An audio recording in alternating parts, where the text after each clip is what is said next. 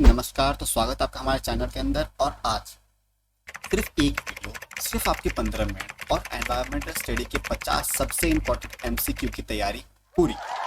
और अगर आप लास्ट मोमेंट पे हो और आपको अभी भी 80 प्लस की उम्मीद है तो इस वीडियो को मिस मत करना। ये वही क्वेश्चन है जो पेपर में हर साल बार बार रिपीट होकर आते हैं।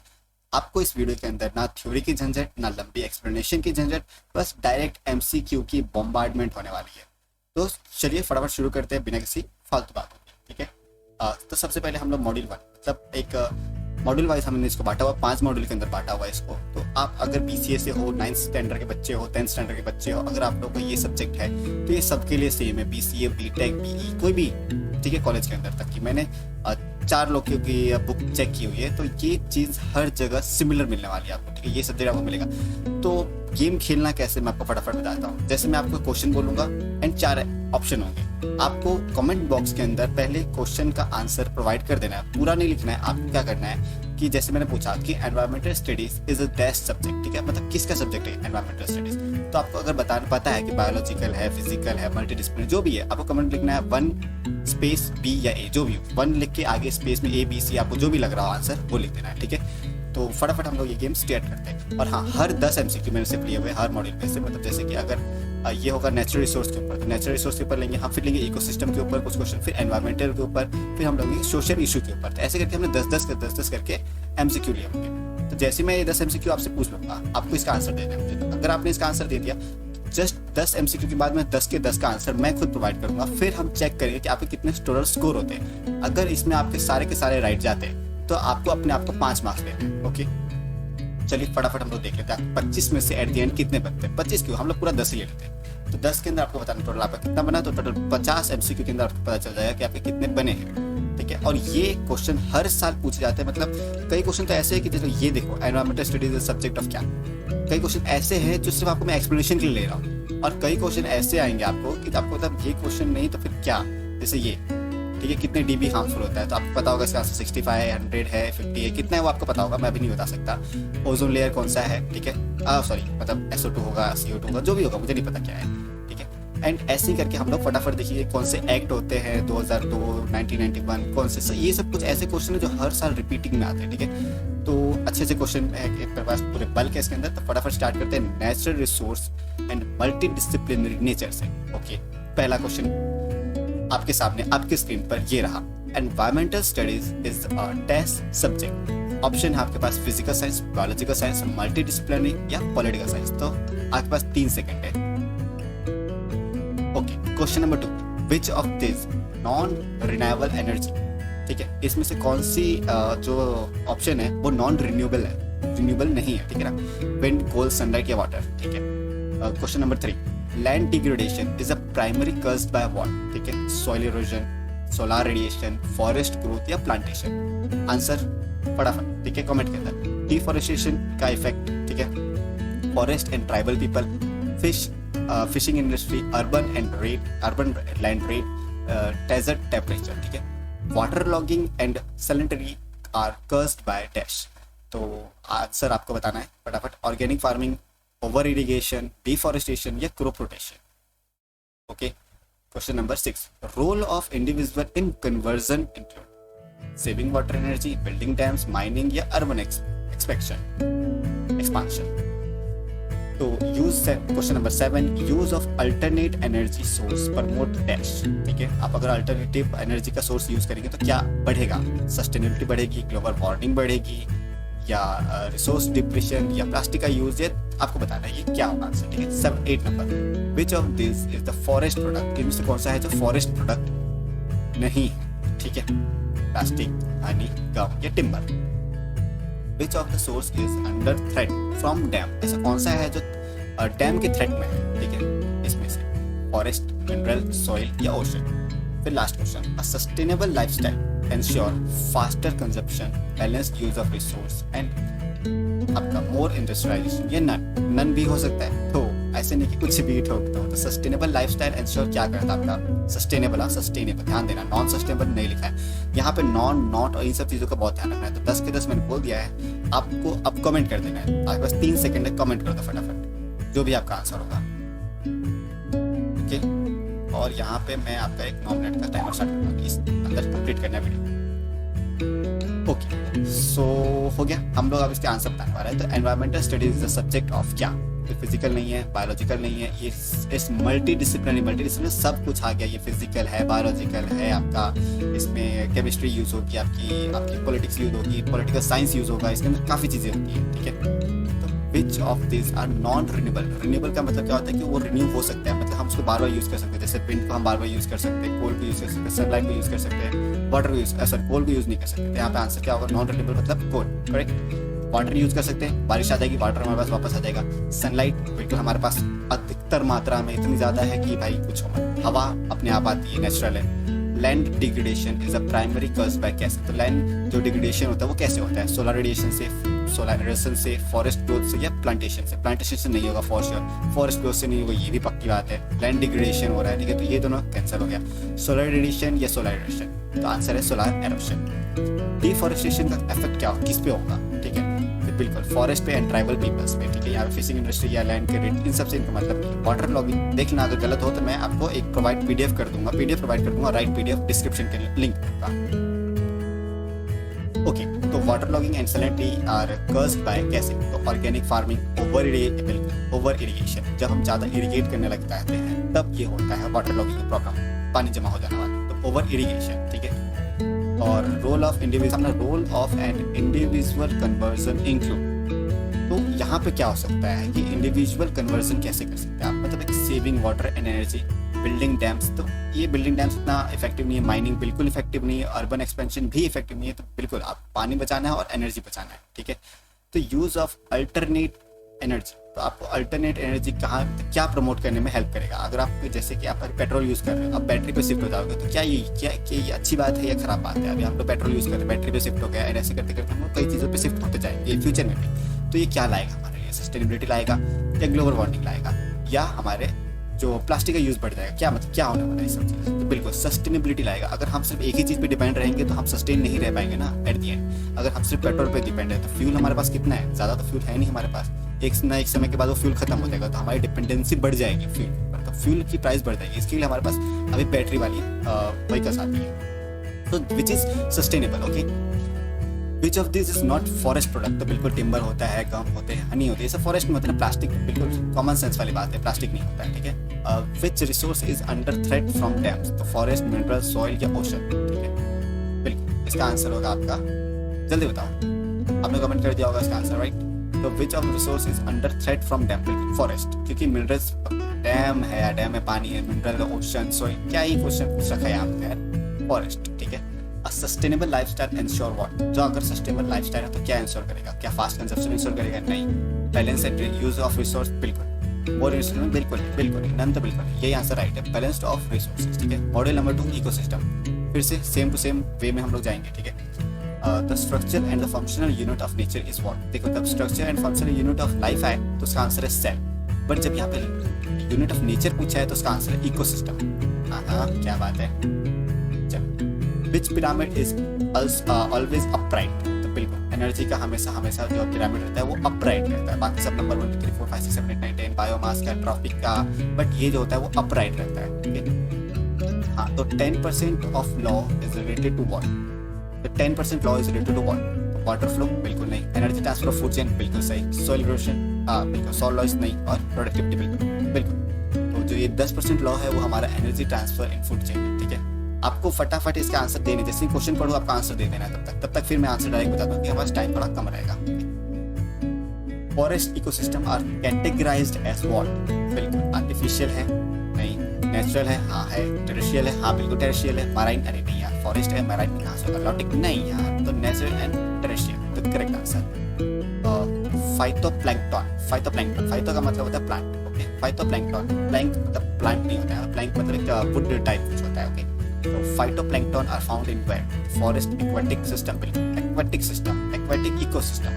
डेजर्ट में नहीं मिलती, बिल्कुल नहीं मिलेगी क्योंकि प्लांट है ये, डेजर्ट कहीं मिलने वाला। फॉरेस्ट के अंदर भी होते हैं, लेकिन phytoplankton are found specially in aquatic, जब पानी वाले जल एरिया होता है ना, वहाँ पे ये प्लांट हमें पाए जाते हैं। माउंटेन्स में भी, हाँ बिल्कुल माउंटेन्स भी पाए जाते हैं, वैसे यहाँ पे दोनों, बट ठीक है ज़्यादातर यही होता है मेनली। यहाँ पे हम मान सकते हैं यहाँ पे एक्सेप्शन हो गया, तो एक्सेप्शन तो डेजर्ट में मिल सकता है, ओके। तो यही आंसर राइट है।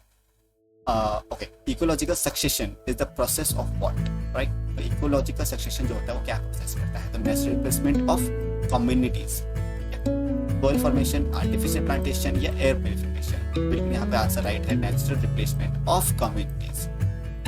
ठीक है, this is an example of lentic ecosystem. Lentic जहाँ नाम आया ना तो आपको पॉन्ड फटाक से डाल देना। ये क्वेश्चन आते ही, ये क्वेश्चन 2020 में आया हुआ है। ओके, तो ये क्वेश्चन बीटेक का क्वेश्चन था 2020 का, एंड ये कॉमर्स में भी क्वेश्चन पूछा गया था, मैंने ये भी देखा हुआ है।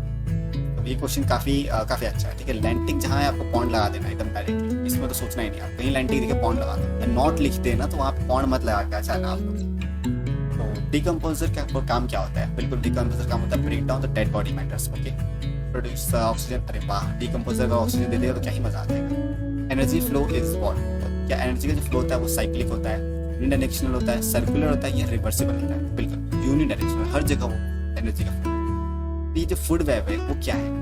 तो network of interconnected food chain. बिल्कुल यही सही है, फूड स्टोरेज सिस्टम नहीं, एक्वेटिक जोन नहीं, प्रोड्यूस चेन नहीं, तो ये network of interconnected food chain. अब हमारा देखेंगे एनवायरमेंटल पोल्यूशन। तो the main cause of air pollution in urban area is what? Urban area में, अमीरों वाले एरिया में क्या होगा main cause? Vehicle emission. Forest नहीं होगा, रिवर नहीं होगी ही नहीं, सही बताऊं तो ये तो मुझे आपको वहाँ पे नॉइज कौन सा लेवल होता है तो हार्मफुल होता है, कौन सा डीबी पे आके बाद वो हार्मफुल होता है? 50, 65, 85, 100? फटाफट बताओ। 85, ओके 85। हाँ, which pollutant cause ozone? Ozone कौन बनाता है? तो chlorofluorocarbon, chlorofluorocarbon. Water pollutant by nutrients is eutrophication. Okay, याद रखना, eutrophication. Water pollution by nutrition because coral bleaching नहीं होता, ऑयल स्पिल्स नहीं होता, एसिड रेन नहीं होता, इट्स यूट्रोफिकेशन। हाँ, अब आए ना क्वेश्चन अच्छे, ये क्वेश्चन बनेंगे पक्का। इसमें पूछेंगे कौन से साल में हुआ, ये भी पूछ सकते हैं। ठीक है, तो the Bhopal gas tragedy was due to, किस कारण हुआ था? तो मिथाइल आइसोनेट। एलपीजी नहीं था, जो भोपाल में जो गैस ब्लास्ट था या गैस ट्रेजेडी था वो हुआ था मिथाइल आइसोसाइनेट से, isocyanate, sorry for the pronunciation. तो a nuclear hazard result in क्या? न्यूक्लियर हैजर्ड जो है क्या रिजल्ट करता है? तो सोइल फर्टिलिटी बिल्कुल करता ही है यार, जेनेटिक डैमेज हाँ करता है, वाटर कूलिंग आइस। क्या क्वेश्चन है भाई, वाटर कूलिंग क्या बात है? सॉलिड वेस्ट नहीं, ये दोनों नहीं है, इन दोनों में से सॉइल फर्टिलिटी और हमारा जेनेटिक, तो वो इनफर्टिलिटी करता है, फर्टिलिटी नहीं। ओके, तो जेनेटिक डैमेज जो आज भी जापान में लंगड़े लुंगड़े बच्चे पैदा हो रहे हैं उनके लिए। ठीक है, solid waste can be best managed by dumping. कैसे हो सकता है? या पंपिंग या 3RS या बर्निंग या रिवर डिस्चार्ज। ठीक है, तो सॉलिड वेस्ट को हम कैसे सबसे ज्यादा अच्छे से बेस्ट यूज कर सकते हैं या बेस्ट मैनेज कर सकते हैं? डंपिंग से? बिल्कुल नहीं, बर्निंग से भी नहीं। 3 रुपीज का जो ये फॉर्मूला है, रीयूज रिसाइकल, परफेक्ट है। Okay, Which of these non-profit source of pollution? Chimney, agriculture run of, ये आपने दिल्ली हरियाणा में सुना होगा, जब ये लोग कुछ आग लगाते हैं तो वहाँ पे उस टाइम ठंडी के टाइम पे बहुत ज्यादा धुआं हो जाता है, मतलब पोल्यूशन हो जाता है। तो इसका आंसर यही है, एग्रीकल्चर रन ऑफ। ठीक है, सीवेज पाइप, गटर की बात कहाँ हो रही है पोल्यूशन के अंदर, आपका सोचो। ठीक है, ओके, टाइम आपके पास 6 सेकंड है, दो पूरे मॉड्यूल बाकी है, तो थोड़ा टाइम हमें आपका एक्स्ट्रा लेना पड़ेगा। अरे रिवर्स भाई, 5 मिनट पूरा आपका एक्स्ट्रा लेना। Thermal pollution is caused by, thermal pollution कैसे होगा? डिस्चार्ज ऑफ हॉट वाटर, हाँ बिल्कुल इसी से होता है, discharge of hot water. CO2 से थर्मल पोल्यूशन नहीं होता, लैंड से नहीं होता, फॉरेस्ट बर्निंग से भी नहीं होता थर्मल पोल्यूशन। ये होता है discharge of hot water from industry. Which of the following is biodegradable? Biodegradable क्या है? बिल्कुल फूड वेस्ट, प्लास्टिक बैग तो ना बायोडिग्रेडेबल बैग। अरे यार क्या question. Model number 4, social issue and human population, the key of principle sustainable development is. ठीक है, सबसे पहला क्वेश्चन, की प्रिंसिपल कौन सा होता है सस्टेनेबल डेवलपमेंट के लिए? की प्रिंसिपल, अगर हम लोग मैक्सिमाइज कर दे रिसोर्स को, ठीक है, अगर मैं बहुत ज्यादा रिसोर्स का यूज करना स्टार्ट कर दूं तो। दूसरा, meet needs without harming future generation, मतलब बिना फ्यूचर जनरेशन के नेचुरल रिसोर्सेज को यूज किए मैं अपने नीड्स को पूरा करूँ। ठीक है, या फास्ट इंडस्ट्री या जीरो कंजम्पशन। अब जीरो कंजम्पशन से मैं ही नहीं बचूंगा तो मेरी फ्यूचर कहाँ से आएगी? फास्ट इंडस्ट्री ग्रोथ से पोल्यूशन बढ़ता ही रहेगा, तो ये भी राइट नहीं है। मैक्सिमाइज अगर मैं ही सब खा जाऊंगा तो बच्चों को क्या मिलेगा, राइट? तो यही परफेक्ट है, मीट नीड्स विदाउट हार्मिंग, मतलब मेरी नीड्स भी पूरी हो जाए और मेरी फ्यूचर जनरेशन हार्म ना हो। Rain water harvesting is the method of क्या? वाटर डंपिंग, वाटर कन्वर्जन या एनर्जी या एयर? बिल्कुल वाटर कन्वर्जन। विच एक्ट, अच्छा हाँ चलो एक्ट आ गया ना आपका, मैंने बोला था ना ये सब पूछा जाएगा कि भोपाल गैस ट्रेजेडी कौन से एक्ट में ये हुआ था। ईयर एक्ट था, एनवायरमेंटल प्रोटेक्शन एक्ट 1986, ठीक है बिल्कुल ये करेक्ट है, एनवायरमेंटल प्रोटेक्शन 1986। वाटर एक्ट नहीं था, ये वाइल्ड लाइफ नहीं था, ये गैस एक्ट भी हो सकता था, बट यहाँ पे एनवायरमेंटल प्रोटेक्शन एक्ट लिखा हुआ है तो परफेक्ट है। विच प्रोग्राम वॉज लॉन्च 1952, अब देखो 1952 में कौन सा प्रोग्राम लॉन्च किया था, उस टाइम मोदी जी थे नहीं, तो स्वच्छ भारत आया नहीं, बेटी बचाओ आया नहीं, नेशनल लिटरेसी आया नहीं, बचा कौन, फैमिली वेलफेयर प्रोग्राम, तो ये आया था उस टाइम कांग्रेस के time. Okay, major urban energy use, major जो अर्बन एनर्जी यूज होता है वो क्या है, lock of sun, high demand of vehicle, बिल्कुल हाई डिमांड ऑफ व्हीकल की, वहाँ पे अमीर लोग हैं, हमें गाड़ी चलानी है। ओके एंड आप अगर दूसरा क्वेश्चन देख रहे हैं, which of this human right related to environment, internet, clean air, मतलब हमारे ह्यूमन राइट क्या है, ठीक है एनवायरमेंट को लेके, एनवायरमेंट को लेके हमारा इंटरनेट तो नहीं है ना, फ्री मार्केट भी नहीं है, शॉपिंग भी नहीं है, हमारा क्या है तो क्लीन एयर एंड वाटर, हमें तो बस यही चाहिए ना, ह्यूमन राइट क्या है, मुझे भी स्वच्छ हवा और स्वच्छ पानी मिले। वैल्यू एजुकेशन टीचर्स, मतलब अगर वैल्यू एजुकेशन टीचर्स अगर देखें तो क्या है, product sale, respect for nature and people, बिल्कुल ये भी करेक्ट आंसर है, पहला आंसर, सेकंड आंसर इसे या कंस्ट्रक्शन या टैक्स रूल, ओके बिल्कुल यही आंसर है। तो water is managed involves efficient use of water and land, पहला आंसर राइट है। अर्बन एक्सपेंशन बिल्कुल गलत है, एनर्जी माइनिंग बिल्कुल गलत, ई कॉमर्स कोई मतलब सेंस ही नहीं मिलता। आईटी कहाँ पे आपको हेल्प कर सकता है एक्चुअली में, तो आईटी आपको हेल्प कर सकता है कटिंग में, बिल्कुल नहीं, एमिटिंग गैसेस में बिल्कुल नहीं, environmental data collection population growth नहीं। चलो model number 5 last model, biodiversity, India is a mega diverse, ठीक है बिकॉज ऑफ क्यों, तो रिच स्पीसीज है हमारे पास यहाँ पे, ठीक है मतलब बहुत सारे वैरायटी है हमारे पास स्पीसीज के अंदर। Biodiversity is not important for, biodiversity किसके लिए इंपॉर्टेंट नहीं, आपके लिए 3-4 क्वेश्चन लाया था इसके अंदर से जो आपको ही खुद से करने हैं, तो इसके आंसर तुझे आप बताओ, मैं लास्ट बता देता हूँ, आप इसका आंसर पहले बताओ। Species found only in one region are called, एक ही रीजन में जो पाए जाते हैं वो क्या कहते हैं, एक्सोटिक, जहाँ हर जगह पाया जाता है ये, ठीक है। माइग्रेटरी, जो मतलब आज मुंबई में है कल गुजरात चला जाएगा, या मान लो कि अमेरिका से उड़ के अफ्रीका पहुंच जाएगा, ठीक है ये माइग्रेटरी होगी। एक्सटिंक्ट मतलब जो लुप्त हो चुके हैं, ठीक है।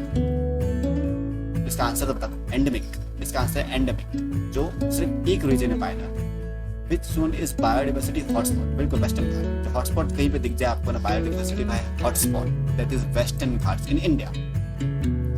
XC2 conversion is done in zoo. Okay.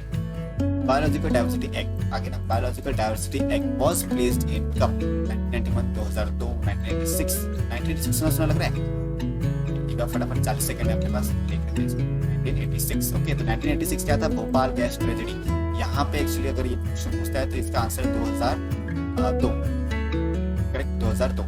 Last 3 question, What caused biodiversity loss? The education, habitat destruction, education. Biodiversity loss होगा तो मेरा एजुकेशन में कोई फर्क नहीं पड़ेगा, फेस्टिवल में कोई फर्क नहीं पड़ेगा, आईटीज में कोई फर्क नहीं पड़ेगा, हैबिटेट रहने सहने की जगह पर प्रॉब्लम आएगी। Option value of biodiversity relate to dash, ठीक है, present use, future potential, commercial या तो फ्यूचर पोटेंशियल बेनिफिट, ठीक है। अगर हम लोग बायोडाइवर्सिटी करते हैं तो विच जेनेटिक्स डाइवर्सिटी का एग्जाम्पल, यहाँ मेरा ध्यान इसी पे जा रहा है, बार बार इसमें पॉज कर देता हूँ।